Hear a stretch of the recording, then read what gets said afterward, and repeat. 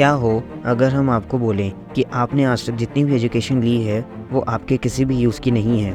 आप बस इस इमेजिनेशन में थे कि अगर आपके मार्क्स अच्छे हैं तो आपको सब कुछ आता है, और अगर आपके मार्क्स ख़राब हैं तो बेकार हैं आपका फ्यूचर नहीं है। बट डोंट वरी, इसमें आपकी गलती नहीं है। प्रॉब्लम तो हमारे ही एजुकेशन सिस्टम में है। हमारा एजुकेशन सिस्टम ही कुछ ऐसा है। आज की इस वीडियो में हम लोग इंडियन एजुकेशन सिस्टम की कुछ ऐसी ही प्रॉब्लम्स आपके नोटिस में लाएंगे। So let's start with our video. Problem 1 is theoretical knowledge versus practical knowledge. हमारा एजुकेशन सिस्टम प्रैक्टिकल नॉलेज से ज़्यादा तो थ्योरेटिकल नॉलेज पे फोकस करता है। स्कूल्स में या कॉलेजेस में अगर आप किसी भी कोर्स या क्लास का टाइम टेबल देखेंगे तो आपको पता चलेगा कि अगर किसी भी सब्जेक्ट में प्रैक्टिकल है तो उस सब्जेक्ट या कोर्स की प्रैक्टिकल क्लासेस हार्डली वीक में 1 या 2 बार ही लगेगी।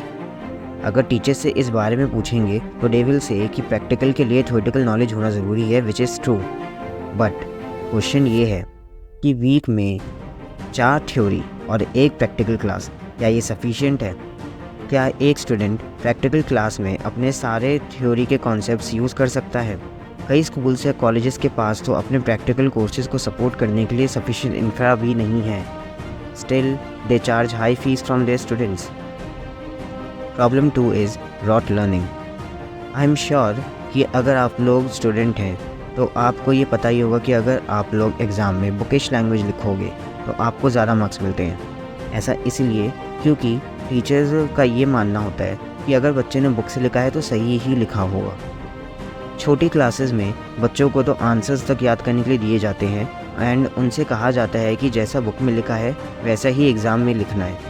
बट उन्हें ये नहीं बताया जाता कि उन्हें आंसर्स याद करने से पहले उन्हें उन आंसर्स को समझना होगा।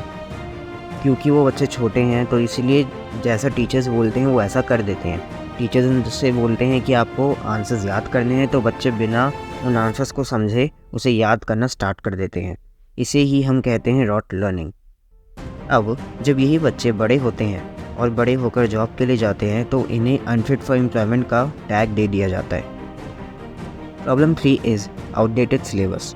अगर हम आज की साइंस या मैथ्स की बुक्स को अभी से 10 साल पुरानी साइंस या मैथ्स की बुक से कंपेयर करेंगे तो वी कैन सी कि मुश्किल से 1 या 2 ही टॉपिक चेंज होंगे, और कई बार तो वो भी चेंज नहीं होते हैं। तो बुक्स बिल्कुल ही सेम मिलती हैं हमें। आई मीन इतने सालों से अगर बुक्स ही अपडेट नहीं हो रही तो उन बुक्स को पढ़ने वाले बच्चे या स्टूडेंट्स अपडेटेड कैसे रहेंगे? और ये प्रॉब्लम बस स्कूल्स तक इवन नहीं एग्जिस्ट करती, इवन कॉलेजेस में भी एग्जिस्ट करती है। कई बड़े बड़े यूनिवर्सिटीज़ या कॉलेजेस के सिलेबस आज तक चेंज नहीं हुए हैं। Problem 4 is job is an ultimate goal. अगर मैं आपसे पूछूं कि आपको आगे चल के क्या करना है तो आई एम श्योर आप में से मेजॉरिटी लोग यही बोलेंगे कि उन्हें एक अच्छी सी हाई पेइंग जॉब मिलनी है and then they will feel settled. But problem ये है कि ये सोच आई कहाँ से? आपको बचपन से ही ये बोला जाता है कि जल्दी जल्दी पढ़ाई कंप्लीट करो और फिर जॉब करो, और जैसे जैसे तुम्हारी एज बढ़ती है वैसे वैसे तुम्हारी सैलरी भी बढ़नी चाहिए।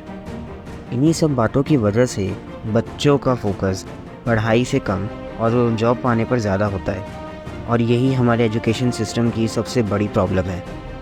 Problem 5 is comparison. आप लोगों को भी कभी ना कभी आपके पेरेंट्स ने दूसरे बच्चों से कंपेयर तो करा ही होगा कि देखो उसके कितने अच्छे नंबर आए हैं, देखो उसकी कितनी अच्छी जॉब है, या फिर वो तुमसे ज़्यादा सक्सेसफुल है। बट इसमें उनकी गलती नहीं है क्योंकि हमारा एजुकेशन सिस्टम ही लोगों को आपस में कंपेयर करना सिखाता है। इसी वजह से लोग अपने से ज़्यादा दूसरों की लाइफ में इंटरेस्ट रखते हैं और वो अपने से ज़्यादा दूसरों को सक्सेसफुल मानते हैं। इन द लास्ट हम लोग यही कहेंगे कि आज हम लोग जो एजुकेशन सिस्टम फॉलो करते हैं वो हमारा तो है नहीं। हमने ये एजुकेशन सिस्टम भी बाहर की कंट्रीज से कॉपी किया है, बट अब गवर्नमेंट इसके लिए स्टेप्स लेना स्टार्ट कर चुकी है। In the year 2020 education minister ने NEP 2020 को अनाउंस किया था, जिसे हम लोग न्यू एजुकेशन पॉलिसी 2020 भी कहते हैं। हम लोग इस पर बहुत जल्दी वीडियो लेकर आएंगे। तब तक के लिए थैंक यू।